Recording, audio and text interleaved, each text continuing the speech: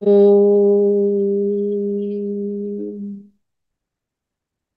Om.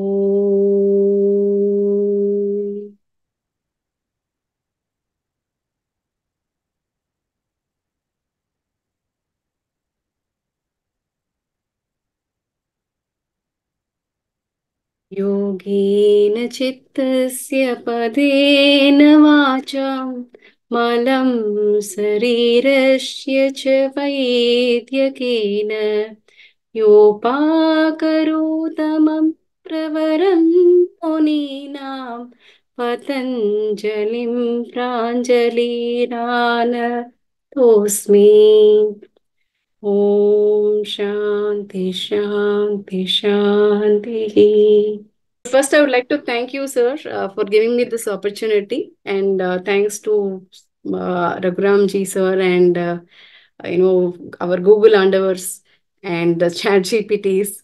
So I'm going to give you much masala of information with respect to sadhana pada collected from various different sources, and thanks to our friends and seniors as well. And so with this, yesterday we saw Srini and Jayashree present excellently about the Samadhi Pada.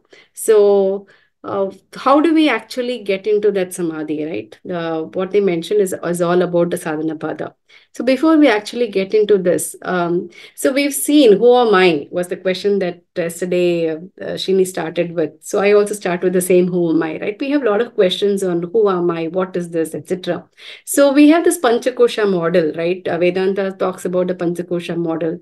We understand, okay, people say, okay, it is Annamaya, then you have Pranamaya, Manomaya, Vijnanamaya and Anandamaya. So then there is another model which says, which we saw yesterday with Srini was talking about a pure consciousness model, right? How is this consciousness? Whether we are, when about a conscious mind, an unconscious mind, subconscious mind, and the deep, a mind where there is pure consciousness. So that's where we saw about the different stages of waking, dreaming, deep sleep, and turiya stage, right? But Patanjali, sir, sage Patanjali, so for him, he makes it very simplified, right? He says everything is because of vrittis. Everything is because of some activity, some action that takes place, right? And that is why he says all of this is about vrittis. There's nothing wrong about vrittis. Vrittis are there for a purpose, right? It is there for everybody to experience. So this vritti is classified into two types. One is one that goes inwards, that is the chitta vritti. The other is prana, right? That is the outward vritti. So Patanjali classifies vrittis as two. Prana, which is we know very well, right? We have those five pancha pranas, samana, udana, vyana, prana, apana, and all of that. So these pranas actually, are acting, helping us to do the outward activity, to digest, to, to belch, to excrete, and so on, and to breathe, to inhale. All of this is outward facing. But the activity which actually controls the mind, right? That is towards the inwards.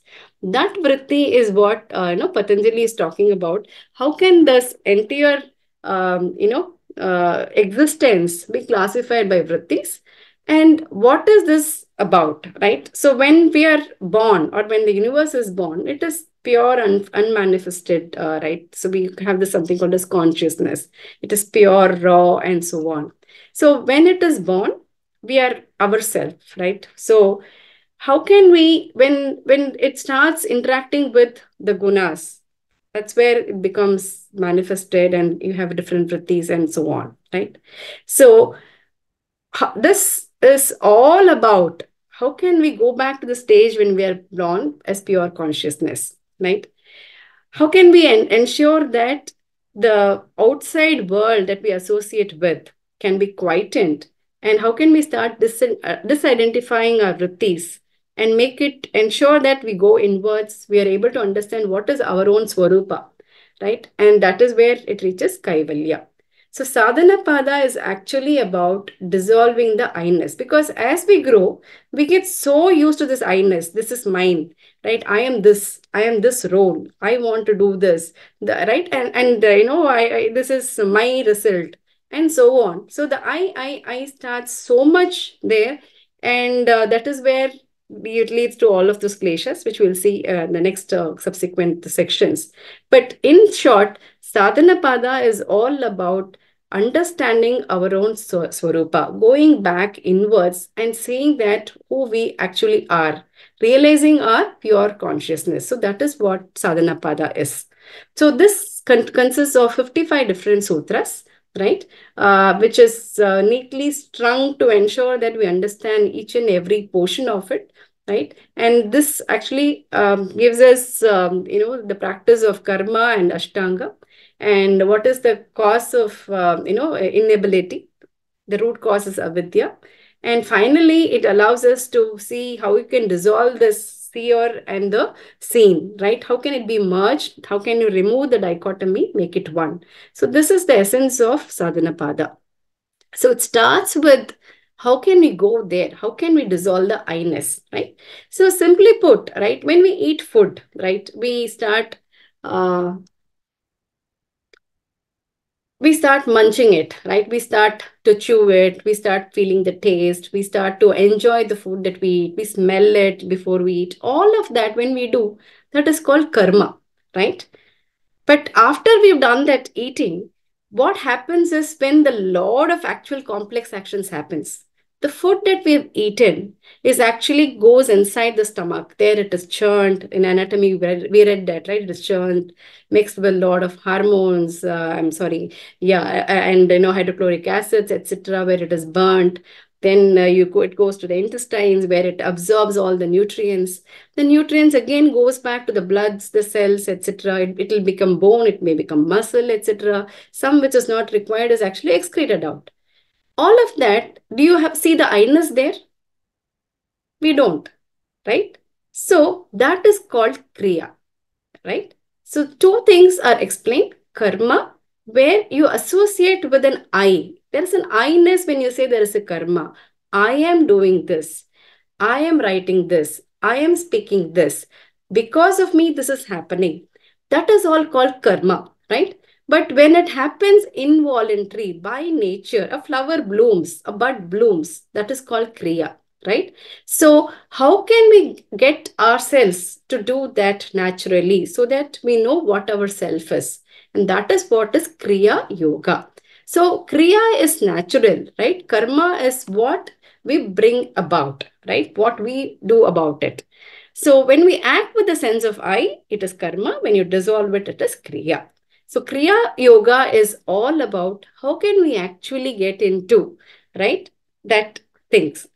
So it is called tapas, swadhyaya, Ishvara pranidhani, kriya yoga, right?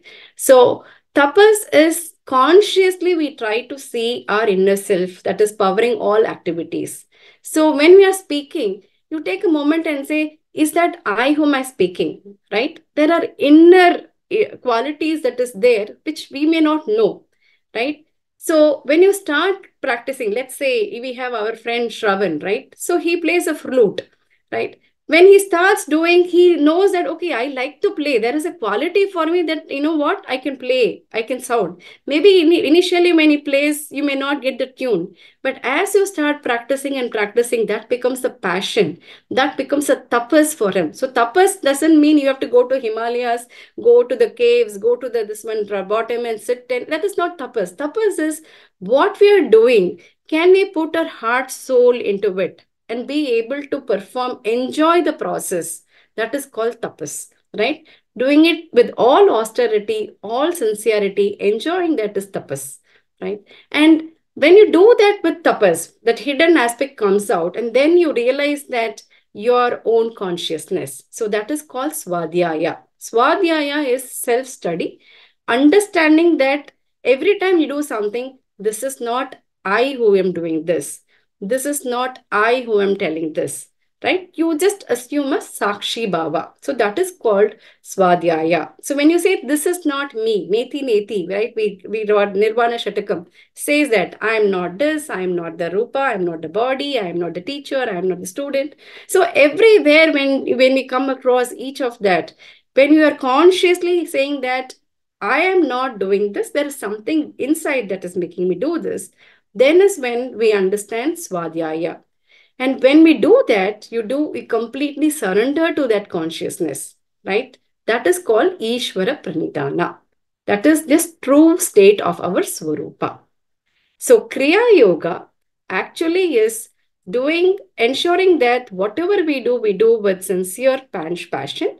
And every time we attempt to do that, can we keep that I aside and say that, I am not doing this, and surrendering all the fruits of it to the Ishvara, that is Ishvara Pranidhana, is Kriya Yoga, right? Why should we do this, right? Why should we do this austerity and all of that? So the purpose of, because human beings are all about pain, suffering, they say, right? So how can we attain that samadhi? How can we attain the pure silence, right?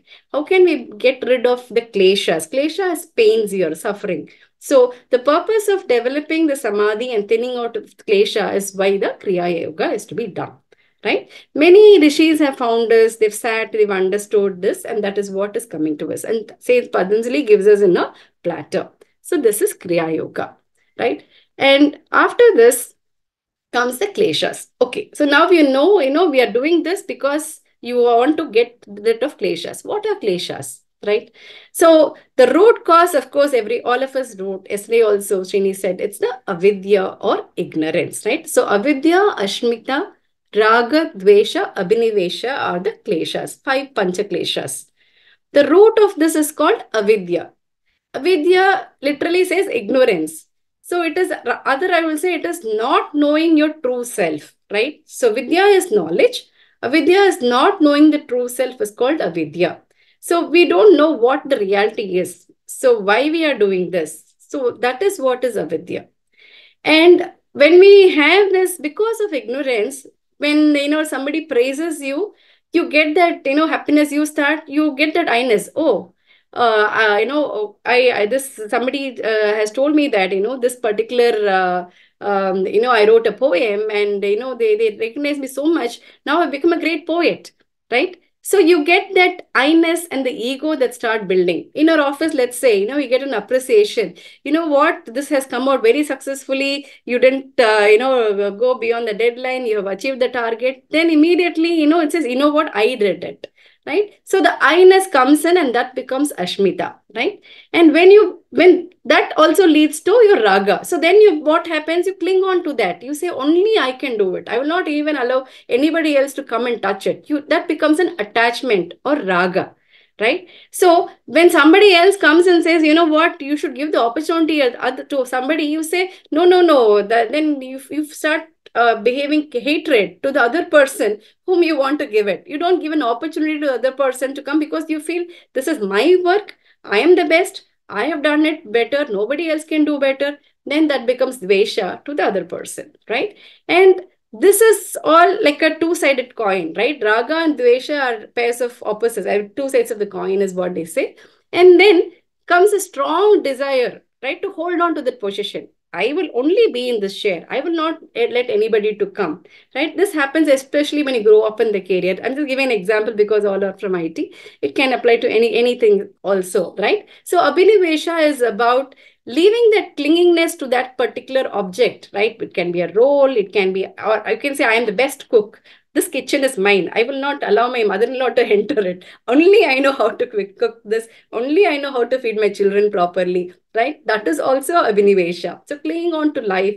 Clinging on to life here is not literally life. Of course, that is there. But small things where you don't want to give away is also Abhinivesha. So this is the theory of kleshas, pancha kleshas, right? So how was this coming, right? So avidya kshetram uttaresan prashupta thanu vichina udaranam. So this avidya or the klesha can be in different stages, right? The apprehensions or the misapprehensions, I would say, that we have can be in a dormant state, right? It could be in a seed form. We may not even know, okay, that this kind of fear is there.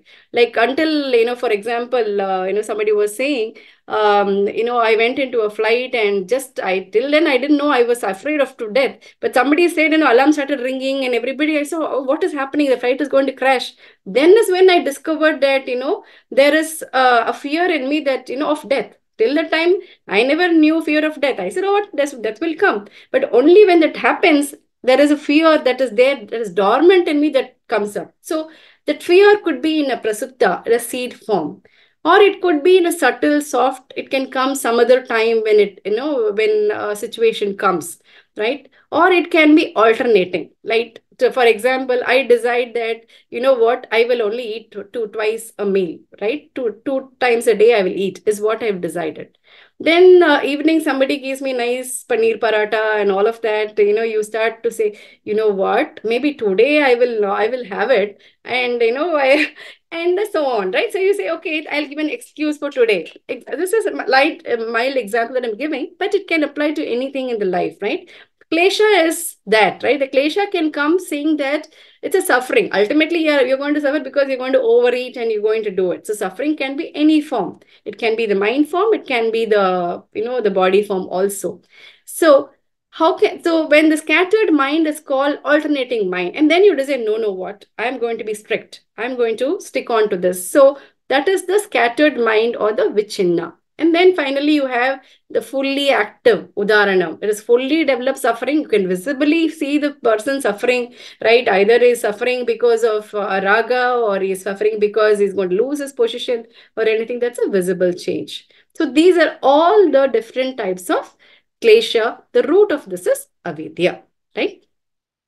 So, what are the details of this is what we see here, right? Avidya is one which says, as Patanjali sir goes, next stage goes into Maharishi, he goes into explaining each one of them in detail. So, when you say avidya, right, he says people that stick on to anitya, asuchi, dukkha, anatma, right? Against Nitya, Suchi, Dukkha, and Atma. So we tend to confuse between what is, eternal. We think that today, okay, my daughter is going to live with me forever. Maybe not. She gets married, she goes away, right? So we think some things are permanent, some things are, what is impermanent is permanent. Mostly that is where, and then when that happens, I get into dukkha, right? Because I was not prepared. All the time, I was thinking, okay, my daughter is going to be with me. And then one day she gets married and she goes off. Then I have dukkha, right? So that is what is the cause of this avidya. Root, the avidya is the ignorance. I don't have the knowledge. I am thinking that I have, this is going to be nitya, which is not going to be the case, right? So what I think, similarly, it applies to purity, the sukha, right? You like something and you feel that, you're going to be with the person forever, but that may not be the case. The same person will say, you know what, I don't like you, and may go off, right? And that leads to dukkha. So every time, because we don't understand the true sense, the true knowledge, right? And that is avidya, we try to interchange the nitya to anitya, the sukha to no, asukha, dukkha to, I'm sorry, suchi to sucha, suchi is a saucha, purity to impurity, dukkha to sukha, and so on, right? And then comes ashmita. So ashmita is the I am the seer again, right? So it says that identify the seer and the seen, right?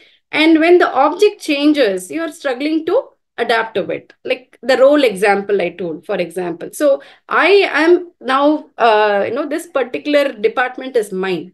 Okay, I will be the one who will be running this.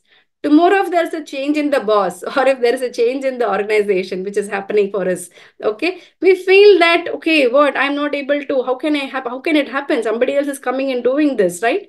So that is Ashmita, the I-ness there. Identification of the seer with the scene. He's so attached that he's not able to bear when that change happens, right? And that leads to dukkha or the klesha. Similarly, raga is the attraction. Dukkha is dvesha. We just saw that. And, you have this last one, which is abhinivesha, clinging to the life or death experience. So these are the kleshas. So these kleshas can actually be explained through, as our sir said, quadrangle of pain, the dukkha chatur viyoga, right? Heya, heya hetuhu, hanam, hanopayaha, right? So what is heya? Heya means we need to eradicate that, right? What is to be eradicated? The future dukkha. Present, you have to go through, because anyway it can be because of the past karma you are going through, so we can't do it. But what is in your hand is, I'm not going to be bothered about what is going to happen tomorrow. I will live in this moment. This moment is mine. I experience this moment. Is called heya, right? So what can you eradicate? The future dukkha. I will not bother what happens tomorrow. Let me live life today, right? So that is heya. Heya hetuhu is what? What is the cause? Okay, there is a pain. What is the cause of the pain? We saw that, right? Avidya is the cause of the pain. The third one is hanam.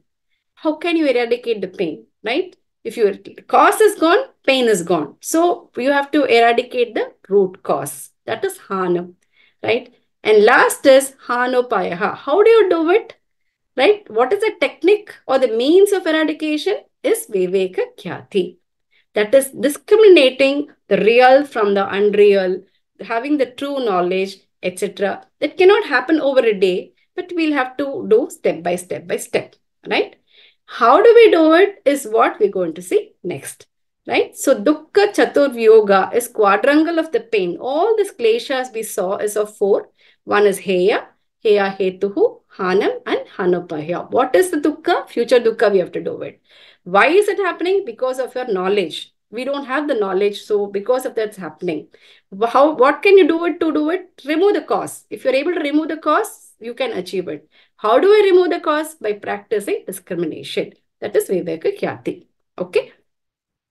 So that is what is there detailed in the sutras, right? So when obstacles can be removed, right? When they come, you become subtle and free. You go back to your own nature, right? So prati prasavayeha sukshma is what they're saying, right? Raghuramji had given a nice example of, a mother, a video where there is, a mother who is, giving birth to a baby, and there's a camel, right? Who is at the same time, a young, kuti camel is coming out, right? So what happens is, when you see the video, as soon as the baby is born, it is cleaned and kept in the incubator. Whereas a camel, if you see, as soon as a baby is born, the mother licks the baby, right? It actually touches, feels, and immediately the camel springs to life and starts running around. Whereas here, what happens? The baby is taken and kept in an incubator, separated the mother, and mother is looking at the baby through the incubator, right? So can we go back to our natural self, right? So that is about prati prasava. Prasava is born, right? Prasava means something new is born. And can we be entangled with the natural thing of how it is being born rather than imposing our own things is what is explained here. Okay, obstacles that is reduced, mind becomes subtle and free, and can we get back to our own nature, right? So that is the first thing. Getting back to our basics is the first thing. The second one is dhyana, right? Can we do antarmauna? Can we observe the modifications every time it happens? Instead of reacting to it, observe what is the pain. Why is this happening? Today you will be crying. The next day you will be laughing at why you cried on this petty thing, right? Like as a child he says, right? We had lollipop and somebody snatched it. That day you'll be crying, somebody, oh, they took my lollipop. The next day you'll say, oh, I was, what, like a fool. I was just crying for one lollipop like that, right? So that is what is observation. So it's a simple, I mean, it's very simple, but when you go deep, even for a biggest misery that you think, a suffering, a loss of somebody, or, some separation happens, even that, when we start looking and going inwards, right? When we know why it has happened, when you observe that, the vrittis get attenuated, right? Even when some of our dear ones go away, we do have it. It will be there in a subtle state. But once you know that there is a cause, that this is something that is bound to happen, you start consoling ourselves, right? And that you can do better when you're able to do dhyana. So dhyana or antarmauna is observation of active modification of the klesha. Third one is very, very, very important, right? It is klesha moola karmasayo drishta adrishta janma vedaniyaha. So all of this that we're experiencing experiencing today, the pain that we're experiencing today is because of our karma, the past karma. That is what is clearly told here, right? That karma we could have done in this birth only or previous birth, right? So whatever we have today, the root cause of the klesha, when a baby is born, right? A baby is born with some abnormalities. That did nothing, right? The parents did nothing. But maybe because of the past karma, the baby has got some suffering. This is nobody can explain, right? But there are other karmas, right? Yesterday I did something bad, and today I'm reaping the result of it. Yesterday I didn't prepare for this PPT, for example, and today I'm not able to deliver, right? So as you sow, so you reap, is what we say, right? That is another way of looking at it. But karma is the action, right? The right action we do, the right experience we get. So maybe we cannot alter the past, but we definitely, the present is in our hands. If you are able to take charge of the present, do the good things, the right things now, then that can determine the future course of our life as well. So that is what is this. So that is what is kleshas of twofold process. Karma causes kleshas, right? Our klesha, what we are suffering today, can be because of the past karma. And kleshas give rise to fresh karma. Sometimes we are suffering, and in that suffering, we tend to do something, and because of that, you can get a new karma. If that suffering, if you are able to, absorb and be able to take it and do the right things, the future will be bright. If suffering you take it differently, say, no, I got bitten today, I'll go and slap again, then it goes, the karma is a new karma we are creating, right? So that is what is klesha moola karmasyo drishta adrishta janma vedineha. Second is this, the fruits depend on the past merits, right? Sati mule tadvipako jatya ur bhogaha. So that is fruits jatya ur bhogaha. So fruits depend on past merits. And then happiness and sorrows depends on the whatever we said. So all of this is about removing the dukkha, right? One is can we get back to the basics, go to the nature. Second, dhyana, antarmauna, observing the modifications of the klesha. Understanding that what you are suffering is because of the past karmas and acting so that the future karma can be determined by us, make it better for us, right? And fruits, whatever you get is because of what merits you did in the past, right? And the happiness and sorrow, whatever you get is also because of that only. So we'll have to be ready to accept that, right? Present karma should be experienced, future pain can be avoided. So this is in turn, all reason for the pain is drishta, identifying himself with the drishya. Okay, and this also need to be avoided. So it goes back to the first thing, right? Avidya, because you think you are what you are seeing, which is not, right? So if light is not there, we can't even see. So there is some light that is coming, falling on the object, and that is when we are able to see. Otherwise, there is no object, there is no seer, correct? So we need to understand that the reason for the pain is the seer is identifying himself with what is the object and clinging on to it. That has to be avoided. So these are the key things for removing the dukkha, right? With that, we'll move to what is drishyam, the concept of observation or witnessing. So this is about cultivating a detached observation, right? Or witnessing consciousness towards one's experience, thoughts, and emotions. So you do the action, the Sakshi Bhava. We don't get bound by that, like Janaka did, right? He was a king. He had to do his duty, but he was one who was established in himself.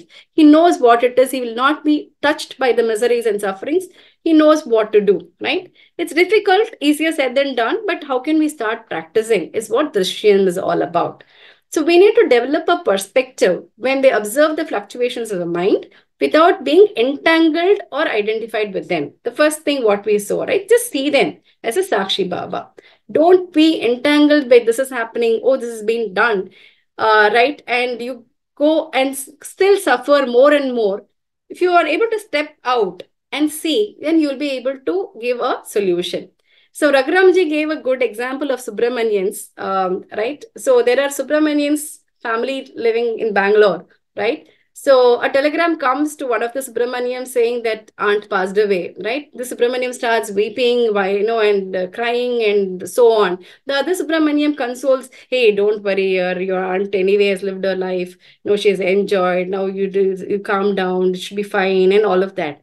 Then suddenly they realize that this Subramaniam is not this one, it's meant for the other Subramaniam. And now he starts crying, etc. So it's easier to tell that, when, because we are not in the situation. When you're outside, you can give consolation, you can give all kinds of advice, but when you're in the situation, right, it will be difficult for us to untangle the mind and be able to clearly say why this is happening, right? So that takes some time for us to go and practice it, so we get that viveka, right? So drishyam is about developing a perspective when they observe fluctuations of the mind without being entangled or identified by them, right?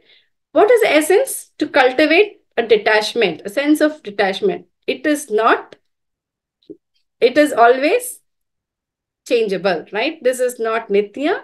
There is something, it always changes. So you do just right with the sense of detachment to whatever it is, whether we are, it is a kid that we have, we are supporting with the school, etc., our own child, because we get more attached to our children than anybody else, right? So even with our children, if you're able to practice this attached detachment, right, that actually helps us in coming out with the kleshas and dukkha.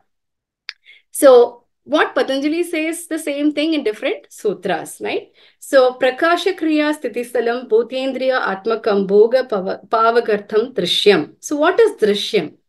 So Drishyam is the scene, right? It's the nature of the gunas. So Drishyam is what we see when it is blended with the gunas, right? Right? Sattvic, Rajasic, Tamasic, all the three gunas. And that is mixed with our sense organs, the eyes, the hands, etc., and the Panchabhutas, right? So all of this together is when is meant to give us certain experience, right? And this experience is, if you're able to enjoy it, it gives us enlightenment and it gives us a path of liberation. So we need to understand that, you know, the gunas can be in four different stages, right? It can be Vishesa, Vishesha, Lingamatra, and so on. So when Purusha, when going back to what we started with, you have Purusha, Prakriti, right? Purusha is pure consciousness. It is just a witness. With this gunas, when it touches the Prakriti is when you have all the creations, right? So when it is born, it is unmanifested. It is an alinga state. But then it starts dividing itself. You get different variations, different characters and traits, and gets into a linga state, right? So because of this, right, if you're able to understand this, this is all happening because of the action of gunas. And when we see certain things, our sense organs start observing certain things based on our gunas. You get into that attraction or hatred or, fear. All of these senses come because of this. When you start understanding that, right, when the drishya is able to understand these, then he is able to clearly see through his mind that, what? This is not me who is doing this. This is not because of me the situation arises. This is because of the act of Prakriti and the gunas, this is happening. Then the drishta, drishta, adrishta matra, sudopi, pratya, anupasyaha. The seer sees through his mind. The seer is pure consciousness, right? It appears to take changing colors of the mind, but in reality, it is not changeable. You think it is changing, but it is not. When you are a witness, you see that everything is a maya, everything is a movie. The TV serial will come, this will go, ad will come, it will go, but you just keep watching it as a movie, right? That is when the objective world exists, right? So they say that the objective world is there purely to serve the purpose of Atman. Tada artha eva drishyas atma. So it is for the drishya, the one who is observing, the entire world exists because of the Atman, right? It is all for us to experience. This drishya, the entire creation is there for us to experience, right? So that is what he says. And the relationship ceases, that means ends for a realized being, right? So, for example, if somebody close passes away, we immediately break down, right? But a realized soul will know that this body is just the body that is gone. He is going to rebirth, take a rebirth. The soul is going to have a rebirth and be born again, right? Or maybe because of his good karma has directly gone to moksha. That is a realized soul, right? Who is able to say, ensure that the connection with what is happening is completely stopped. He just be a Sakshi Bhava.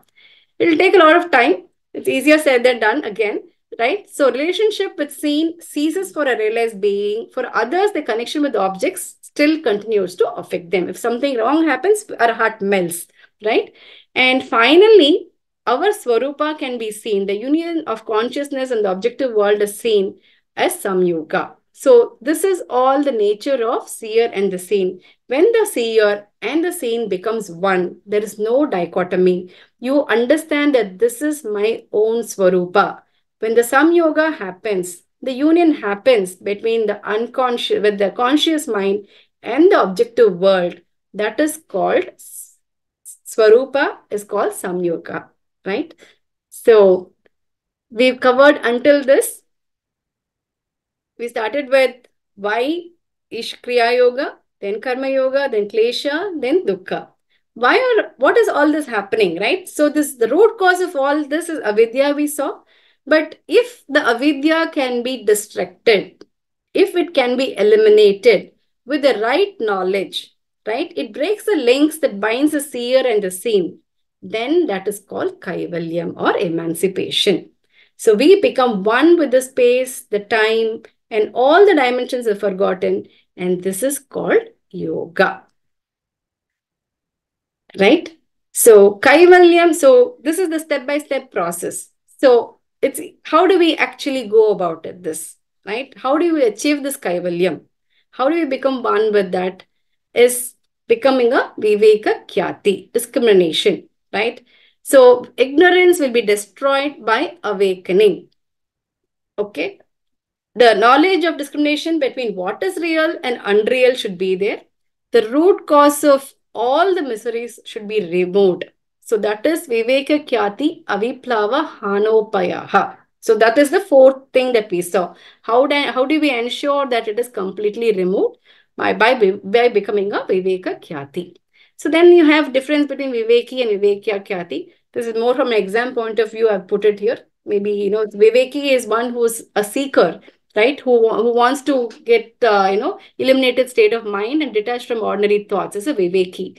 Viveki Khyati knows, he's already experienced it. He knows what is real and unreal. So that is a Viveka Khyati, right?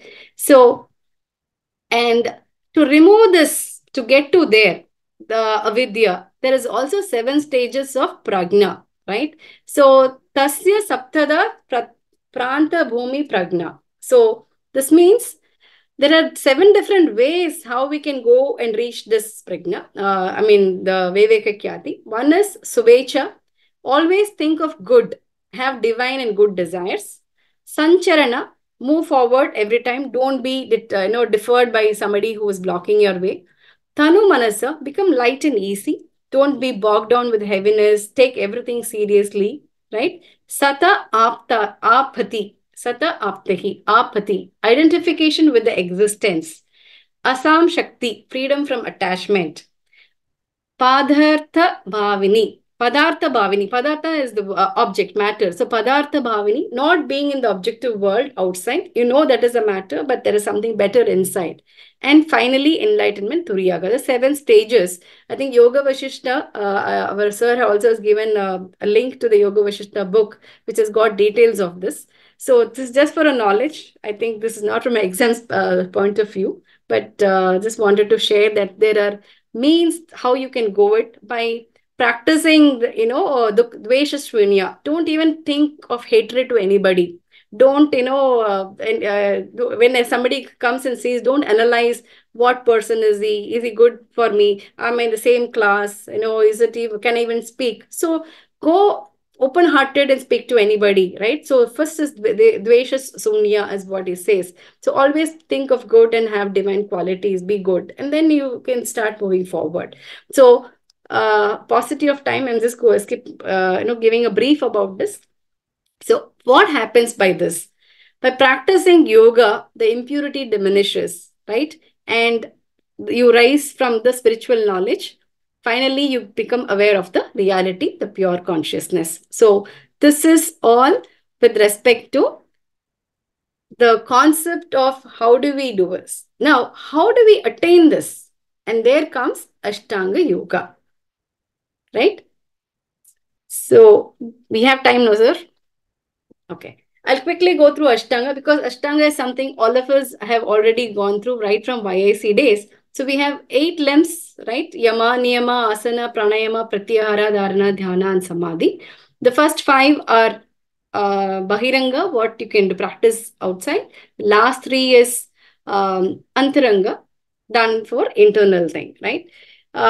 So from an examination point of view, I thought, the benefits of each limb of Ashtanga Yoga we can put together, right?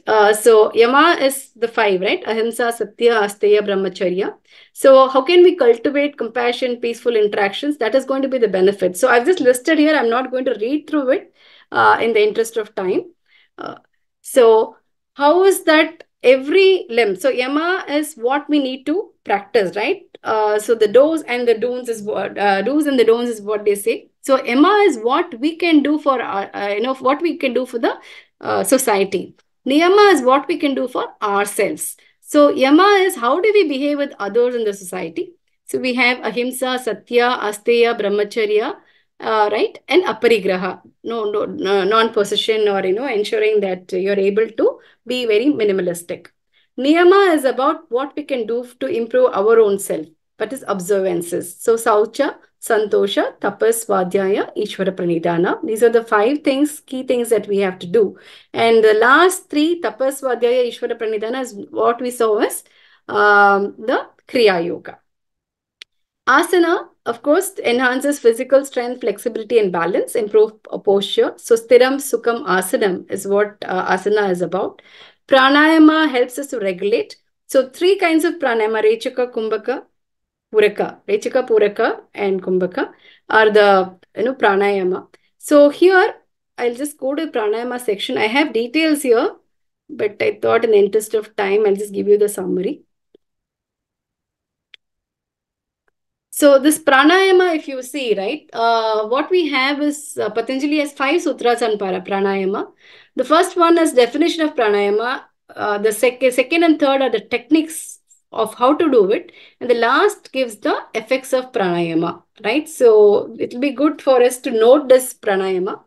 And what is important is the 4th stage, right? That is with respect to Kevala Kumbhaka. The 4th stage is the Kevala. How can you attain that is the 4th stage. I don't have it here. Maybe I'll add it and I will share the deck also. So we'll have to remember that pranayama is about balancing the breath, right? How can we ensure the flow of inhalation, exhalation is, equal or 1 to 2 proportion normally. That is what we say to perfect it. After asanas are perfected, if we are able to do this breath, right, so conquering, then it is easy for us to get into the next stage of Manomaya Kosha. Right, and that is why pranayama helps us. So helps us to ensure the energy is moderated and energy levels are good enough so that we're able to get into the other stage of Manomaya Kosha, meditation, etc. So talks about 2 things: external operation, Bahyavriti and Abhyavriti. And how do you do some suppression? That is some Stambravritri, right? These are all according to the techniques that we need to follow. How do you breathe in, hold, breathe out, hold. And second, that hold happens automatically, right? So that is the 3 types of pranayamas, right? One where you consciously hold. When you breathe in and hold, you breathe out and hold. And then the holding happens automatically. Like when you do Nadi Shuddhi, right? When you continuously do Nadi Shuddhi, finally, when you see, even without you knowing, there'll be a cessation of breath, right? So that has to happen. That will help you to go to the next stage of dharana, dhyana, etc. But when you do this pranayama, the wheel of manifestation, the maya slowly moves away. The mind acquires a fitness so that we're able to get into dharana. So that is pranayama. Pratyahara is staying away, right? Sense of withdrawal, withdrawing the sense, mind, and consciousness from the external objects, staying away from them is pratyahara. So, for a layman, everything is controlled by the sense organs, right? On which he has no control. But an aspirant, by practicing and using his mind, he'll be able to even control and direct others that is happening outside.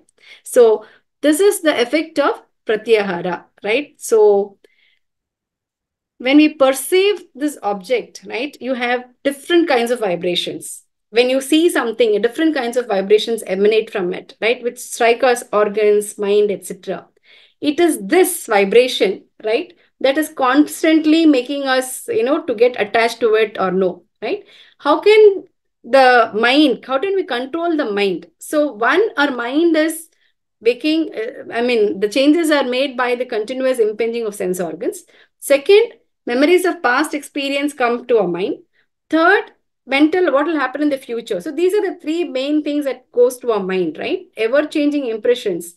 So by the pratyahara, by sense of withdrawing, we can eliminate the first thing, right? The second and third, past experience and future, can be eliminated by dhyana and dharana. And that is what tomorrow our Geeta Didi and Shilpa Didi are going to talk about in Vibhuti Pada, right? So Vibhuti Pada will begin after we withdraw the world outside and turn ourselves insides, right? With clear understanding of pratyahara, then we do dharana, dhyana, samadhi.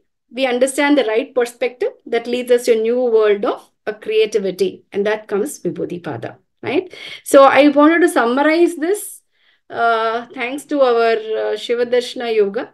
So, we have this here. I will leave it for any feedback and questions. So, this has got the concise meanings of how the flows, right? So, we started with what is Kriya Yoga, the three parts of Kriya Yoga, right? Tapas, Swadhyaya, Ishvara Pranidhana. Kriya Yoga reduces kleshas. So what are kleshas? Then we saw the types of kleshas, avidya, ashmita, raga, dvesha, abhinivesha, etc. So how do we silence this? How do we remove this? We have to ensure that, we have this resolve, right? We silence it to dhyana is what. So one is going back to our prasava, going back to the nature. Second is silencing through meditation, dhyana, antarmauna. Then we saw consequences of klesha. So what happens if klesha are being accumulated, right? So it's because of the past karma we saw, right? Kleshas produce three things: birth, span, experiences, right? It can be painful or it can be pleasing depending on what you do now. If you do a karma, good karma now, tomorrow it's pleasing. Bad karma, it's going to be suffering. So that's what we saw. What will be the effect of klesha? Then we saw dukkham, the pains, a quadrangle of pain we saw, right? So that is what is described as pain. Then we saw drishyam. What is drishyam? The gunas, the elements, it is all coming together for us to experience, right? That is drishyam.